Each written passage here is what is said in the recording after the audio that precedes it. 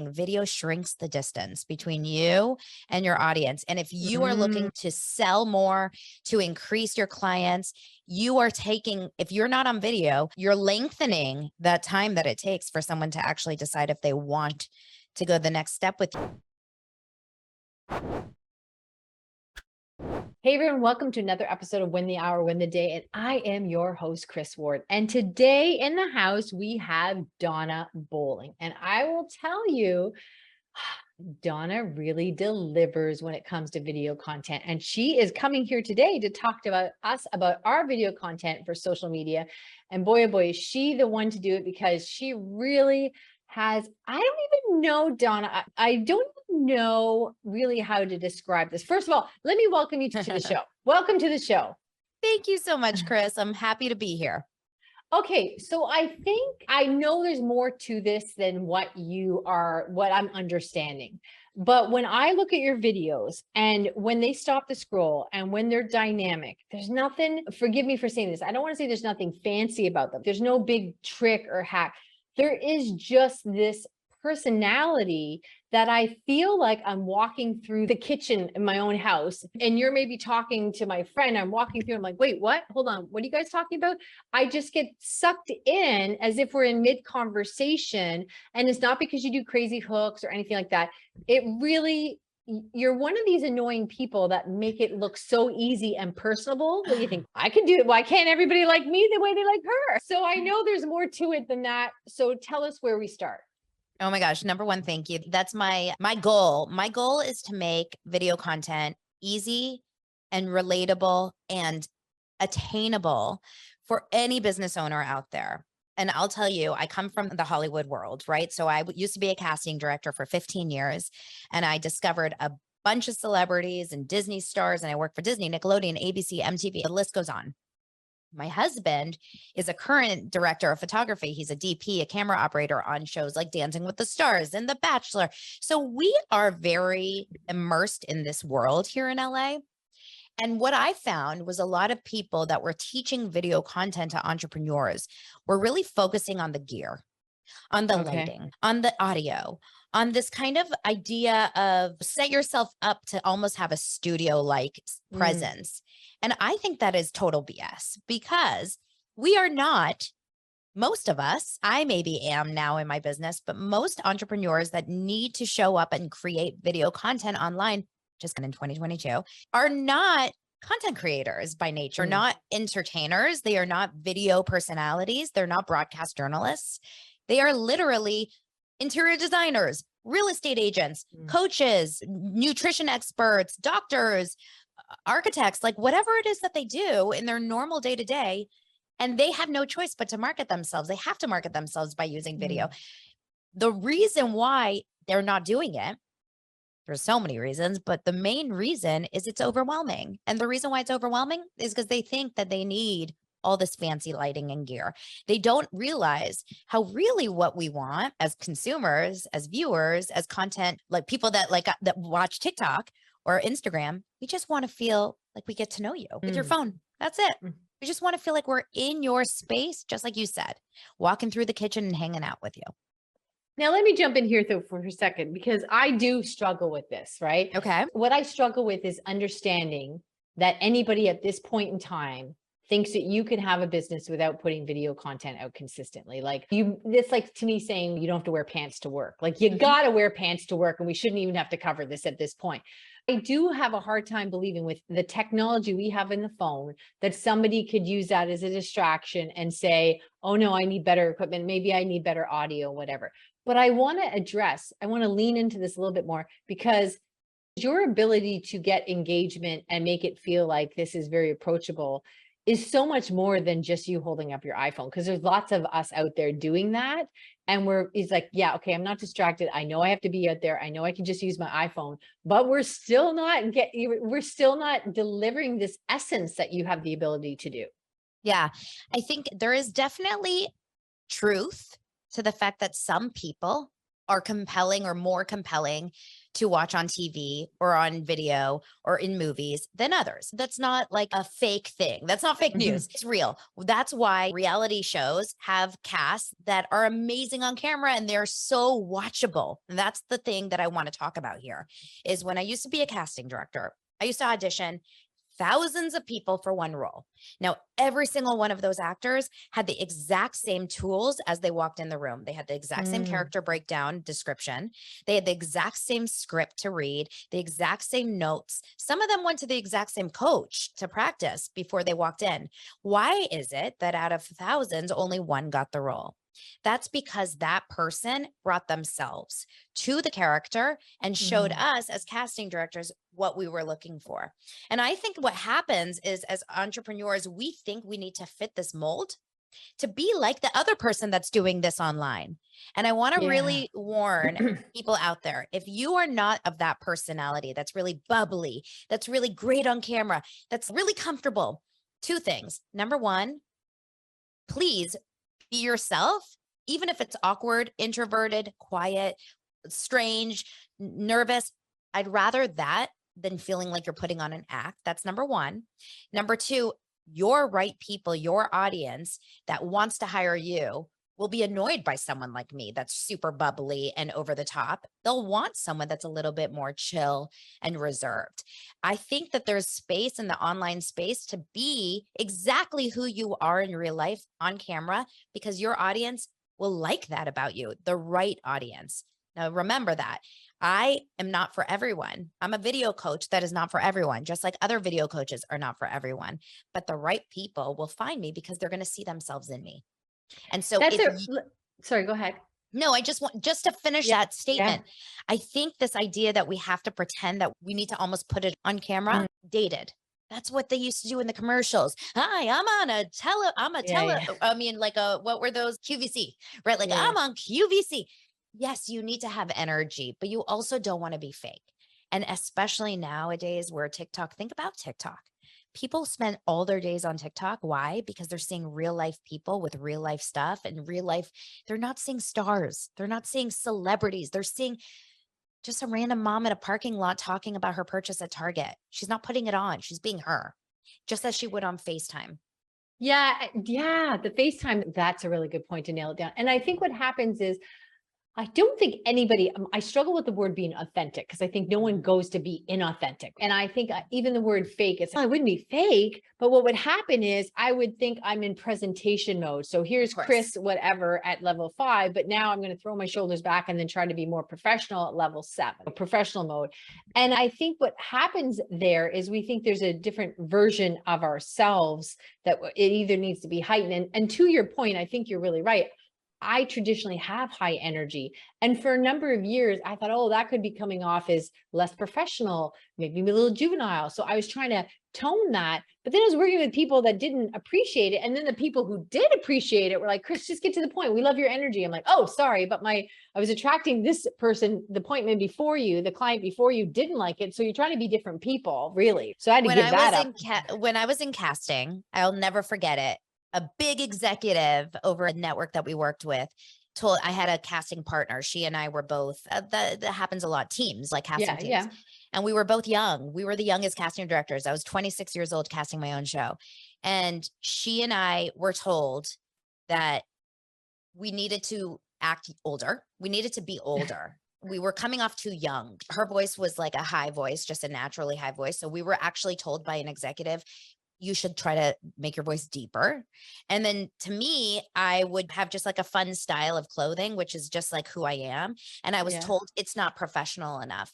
Now, those things like really screwed with me because I felt like I had to put it on in meetings. I had to act a certain way.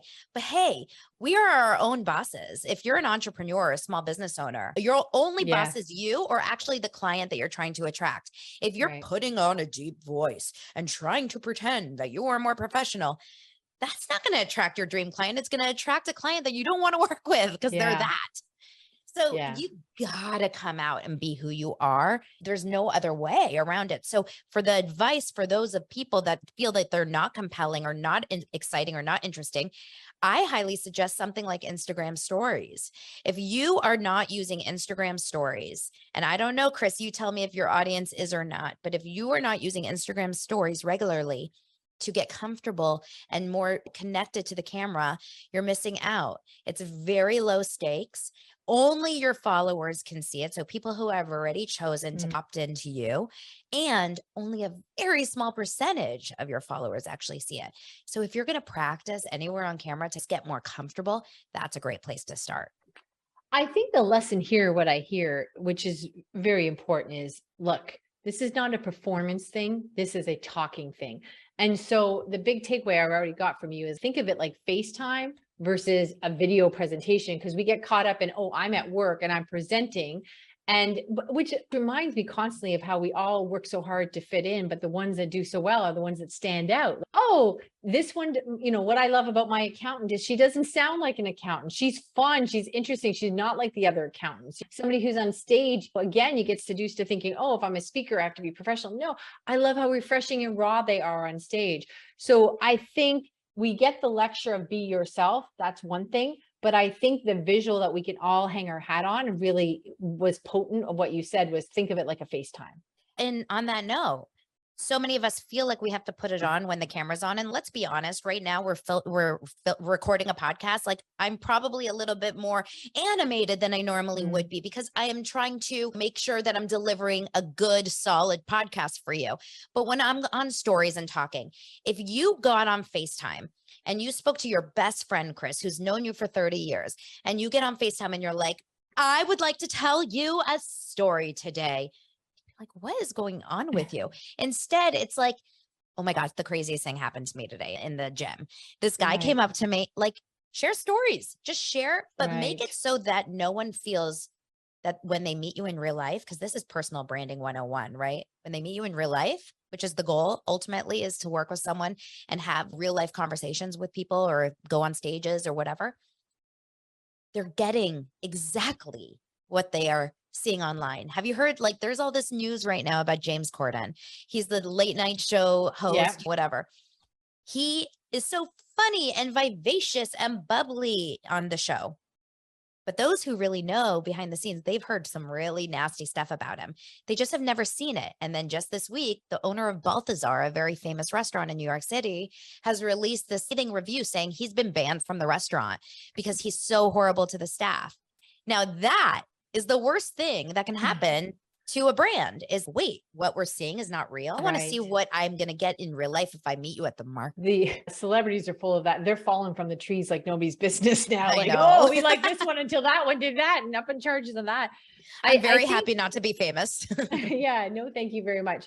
Yeah, I do think it's this whole idea of it's so easy to get caught up in the performance of it. So just start mid conversation, lean in. I think that was a really good example of, hey, guess what happened? Instead of, I think the word content gets thrown around a lot. So you think I'm producing content. I am a content maker. I have to do this content. Whereas if you just start talking to people, that's the difference. That's such a good point. It shouldn't be such a production. And this is something that I try to teach all my clients because most of my clients are just like your listeners. They are entrepreneurs that have been doing this for a while or just starting a new business, but they know they have to be online and something is stopping them, usually getting on video. The reasons people don't get on video. Number one, overwhelm. It feels like, where do I start? Where do I go? What do I do? What do I use? Number two, it's time. They feel like it's going to take way too much time to create video content because they're so in the weeds in their business. Number And three, can I add to that? yeah. It's going to take so much time because you're in production mode versus, like you said, just FaceTiming somebody.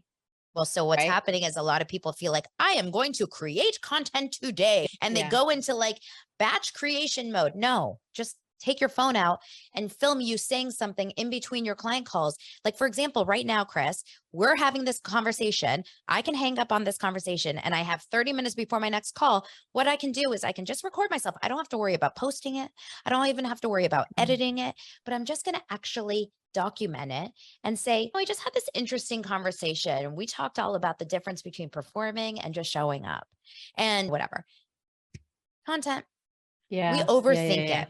We Yeah. overthink it. We think we need to spend so much time on it. And the truth is, it should take you no longer than a commercial break on Real Housewives of New York City. Like it really should not take a long time to create solid video content that can literally change the course of your business, because TikTok specifically has the ability to take one video that goes viral and can literally bring in thousands and thousands of dollars. One video. So for I'm free not to up make. to date on how short the commercials are on those housewife shows, but it sounds like they're They're short. long. So, We've so got 5 listen, minutes. the other thing too that you brought up, and I've had this happen to me where I really fell in love with somebody, love their content online, and we connect for one reason or another, end up connecting, whether it's they're on the show or what have you. They pitched me to be on the show. And I show up because they were this really outgoing, bubbly, fun person in the video. And so I bring my energy like, hey, Steve, you're here. Oh, this is great. And they're like, yeah, hi. And I'm like, oh, I really just I felt like I bulldozed you because the energy you brought to the game in the video is not at all who you are. And so it puts me in an awkward spot because I came in thinking I knew you and I don't, which again, I would lend itself to you is when you showed up, you're like, hey, Chris, let's go, let's have fun. Because who you are in the video was the same as who you are now, right? Yeah, So it yeah. is a really good, solid point. All right. And that takes a lot of self-awareness too. Like you have to be pretty aware. And we all know that there's a lot of people. I don't know. Did you ever use the Clubhouse app? You know what? The funny story is I was all up in Clubhouse for about 3 weeks when it first came out and was whatever. And this is the most ridiculous story, but I'll share it with you. It was not this January, the January beforehand, whatever. And I was doing Clubhouse thinking, all right, this is the thing. And I did find it time consuming. And I had been doing it every day that week. I got unbelievable, violently, seriously, dangerously ill food poisoning. Oh my Now, gosh. you would clearly know that had nothing to do with Clubhouse, but I had been listening to that before I got sick and I was like dangerously sick. Paramedics had to come and everything. So now I associate that with food poisoning. Oh, that's hysterical. I have never been back because I can't take it. Yeah. Oh my God. That is the funniest thing. I don't use the app at all anymore, but in 2021, I used it and it really helped my business. And it was a great networking tool. It's a social audio app where you would go into these rooms and listen and talk. But why I bring that up is because that was my first experience with realizing how unaware most people are, because they would go on stage, on this audio stage, and they would speak forever. And it wasn't their room and it wasn't, or they would say the same thing over, or they would cut people off. And it's interesting. People have really, that's a good exercise, is get really deep and realize, like, when you are on video, are you coming off in a way that maybe you don't want to be coming off in? Are you showing up in a way that, you know, you would be proud of? Because people are ultimately seeing that and deciding whether or not they want to take the relationship further. The video is a great way to open up your funnel, your marketing funnel online. And if someone sees that video within a few seconds, they can decide, I like her, I don't like her. And so you want to make sure that is aligned with who you are in real life. 100%. And you do feel like you've met somebody when you have seen their face and heard their voice. Like I remember couple of years ago, I was talking to somebody back and forth over a year, chit-chatting, texting, DMing in Facebook. And then he asked me to be on his show. And when I showed up, he had the thickest English accent that I had never heard before. And I'm like, hold on now. We've been talking for over a year. I have to retell all these stories in my head because I had it with just a North American accent. So I really didn't know this person. I felt like I was starting from fresh. And that's the same thing too. Like people will comment or respond to something and they're talking to me like I was there, but they saw a video, right? And they think I was there. They had that conversation with me, but no, that was a video. So it really does. It's like having a fifth date. It does move you forward. So speaking of that, this is really funny. My younger sister's 30 and she's like in the LA dating scene and she's doing online dating. Do you know that now the thing is with young people dating is instead of just doing the messaging, that's the first step. Hey, what are you up to? Tell me about yourself. The next step, it used to be a phone call when I was dating online 10, 15 years ago, because you got an idea. Now it's FaceTimes and they decide, should we actually spend money and time and take a Wednesday night out to go get a drink?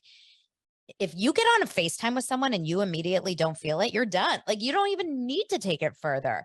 So it's such an amazing thing. Video shrinks the distance between you and your audience. And if you are looking to sell more, to increase your clients, you are if you're not on video, you're lengthening that time that it takes for someone to actually decide if they want to go the next step with you. If you're on video, people can decide, and that's good and can decide right off the bat, but you can't fake it. After a certain amount of time, people can realize, is this girl for real or is she pulling one on me? That's a great phrase though, shrinking the distance. That Yeah. puts it in perspective.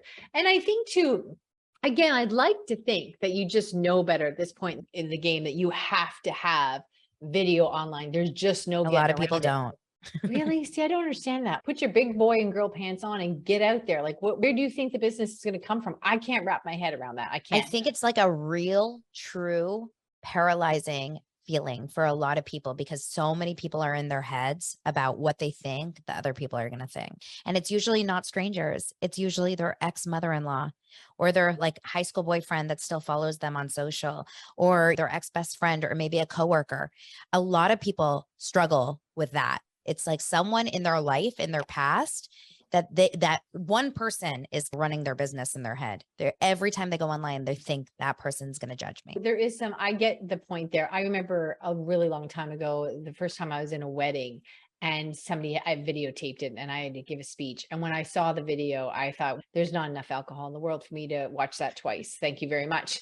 But when I had my business, I was like, you got to get over that. You just move on. Right. So to me, it's just not an option. It's the rules of engagement. But I do think even for myself, like my family or friends wouldn't be on Instagram and nor TikTok. And I unfriended them when I was on Facebook because they don't need to see me doing my business stuff all day. And then God help me, I've got relatives and then their heart's in the right place. My aunt will tell me how pretty I look in that top. Oh my God. Okay. No, I You're like, know. thank you. But I'm over here talking about something that my audience My seems to be important. my mom will comment on my business post and be like, call me.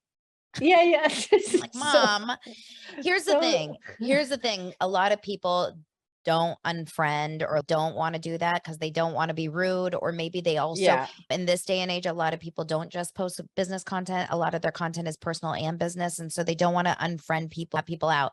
But the problem is, I think what happens is when we're showing up on video and we're doing this, like it's a vulnerable state.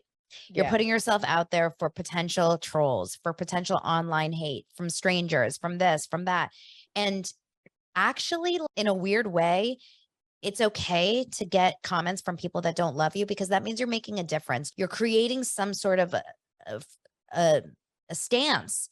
If you're forgettable, vanilla, boring, saying what everyone else says, people are just scrolling right by. You talked about stopping your scroll. You got to be a real strong personality. You got to have a strong opinion about whatever it is you're teaching or coaching or doing. So if you are, like I mentioned, an interior designer and you are anti-fake plants in your office, do a reel or create videos about, like, I'm telling you right now, the worst thing you can possibly do for your house is putting a fake plant in your office. Something that people are going to say, whoa, heck, but we're going to remember it. And you're right. And also too, if you don't have, I mean, it took me a long time to absorb that, but first of all, I heard somebody saying, if you don't have people saying something negative on there, then you're not doing a wide enough audience. Because if everybody's agreeing with you, then you just don't have the bandwidth. You're not out there enough. And the other thing too is whatever, if they take the time they got more time and energy than you do, so be it. But it really isn't personal. It's about them, and that's fine. But if you're just trying to fit in and do everything the same as everybody else, then you're right. You're not going to get comments, but the comments aren't going to be positive nor negative. They're just not going to be there. Absolutely. Yeah. Absolutely. And I'd rather make a little bit of wave, create a little wave in life than just be like a lake that no one goes to. And I think that my biggest posts, my biggest TikTok, not my biggest, but one of the first that ever went viral was a 1-sentence video. And it basically said, this is going to be controversial, which I was already setting it up for. But Canva, we all use Canva for graphics. Canva is ruining your business. Now, do I really mean that Canva is ruining your business? Absolutely not. But that one sentence made people say, wait, what? Wait, no, I love Canva. Or yes, I hate Canva. The reason why I said it was so that I can do a follow-up video that said, because if you're not using your face and showing up, speaking to your camera, and you're only doing graphics that everyone else is using as well, you're not making a difference in any way. You're forgettable. Do you see what I mean? I do. But I also see the talent in how you sliced it up, because I've done videos where I talked about delegating is horrible. It's a lateral move. Work has to come through you and go to somebody else. You should never delegate. People talk all day long about delegating. Don't delegate. That's the last thing you want to do. And I explained why, but I could have done like you a video. Hey, you know, what's really killing and crushing your schedule, killing your productivity. It's delegating. In the Okay, video. so here's your challenge, Chris. Are you on TikTok? I am. How did I Okay, find so you? Why don't you do that video? Oh, right now? 100%. Yeah. Seriously. And all you say is, this is going to be controversial or like unpopular Yeah. opinion. I think delegating is the worst thing you could do for your business. Yeah. That's it. No, I said that.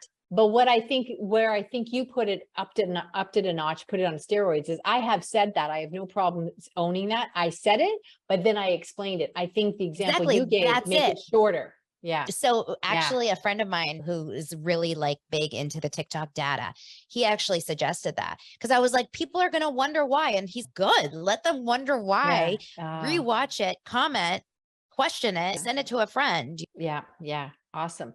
Okay, man, time flies by with you. We I just have a know. couple minutes left. Tell us, what's the last thing you want us to know about video that you think people miss the boat on a lot? I think people overcomplicate video. I think people think that they have to put all their eggs in one basket and make sure that they create this perfect video every single time that they hit post. The truth is, we have to get past the idea of creating the perfect or even close to perfect or produced video, because it has to happen over and over and over. You cannot anymore get away with one beautiful video for your website and call it a day. There needs to be consistent video content, whether it's in your stories or on your grid or in TikTok, whatever. LinkedIn now is very big on video. Like, so many platforms really create video. YouTube. If you are putting too much energy into making sure that every piece of video content that you create is just so perfectly done, it's not sustainable. It won't stay consistent. And I truly believe that there's Gary V's out there that have teams of people that are constantly churning out content. But most of us just need to figure out what we can do that is easy enough that we can do it every day. And it does get easier, and it does get better, and you will get better. And the whole process of editing and posting gets faster. But if you don't just start doing something kind of half-ass and not great, you'll never start at all. Yeah, I think it's a really good point. And the thing that I heard that keeps driving home to me as well is it's the long game is consistency. It's like going to the gym. Which push-up got you in shape, right? If you don't get these muscles by one day, you go every day at 6 a.m. I'm at 45 every single freaking morning. And that's what makes the difference. And it's really because it isn't going away. And unfortunately, in most cases, a social media manager, you spoke about delegating. You can't delegate your face. You can't delegate your voice. This needs to be you. And you need to make it so that it fits into your schedule rather than you having to go so out of your way to create.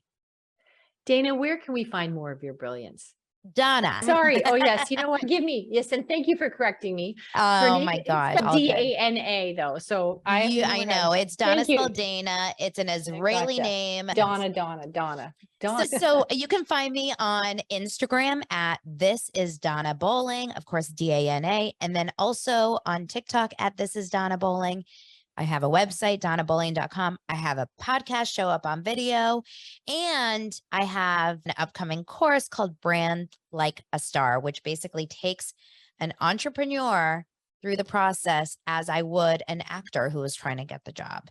So really trying to get you to become the star of your brand through messaging, through content creation, and then through visibility. Donna, we thank you so much for you just wise pearls of wisdom. And I really think you should have a little t-shirt that says, treat it like FaceTime. Cause that, I like it. That really that just changes your whole perspective. So I'm going to do a video now. Awesome. I appreciate you, and everyone else. We'll see you in the next episode. Thanks, Chris.